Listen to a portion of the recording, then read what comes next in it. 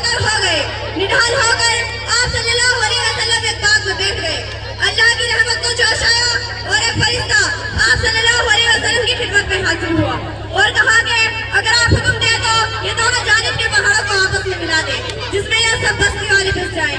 मगर कुर्बान जाऊं अपने आका सल्लल्लाहु अलैहि वसल्लम के आला अखलाक पर।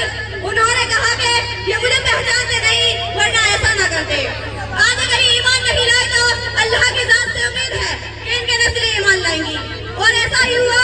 चुनाचे बाद में उसी कबीले के एक नौजवान मोहम्मद बिन कासिम इस्लाम की दावत देकर हिंदुस्तान आए और आज उन्हीं की बदौलत हम मुसलमान हैं।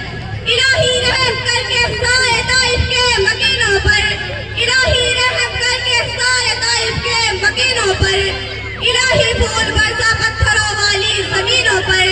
जहालत ही ने रखा है सदाकत के खिलाफ इनको, जहालत ही ने रखा है सदाकत के खिलाफ इनको। बेचारे बेखबर अनजान है कर दे माफ इनको।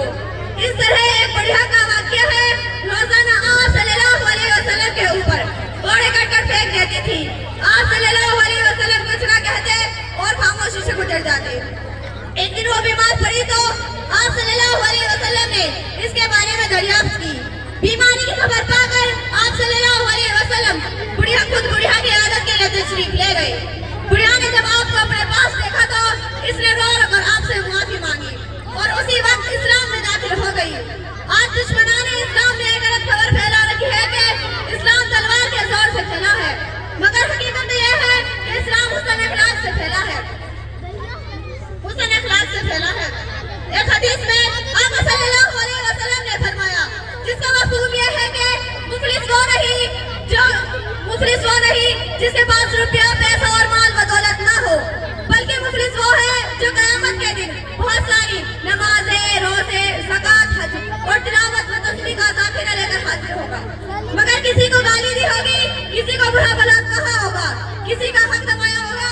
इसने जो लोगों का हक मारा था उसके बदले में उसके नेक आमाल इनको दे दिए जाएंगे, यहाँ तक कि इसकी तमाम नेकियां खत्म हो जाएंगी। ये हदीस हमें इस बात की तरफ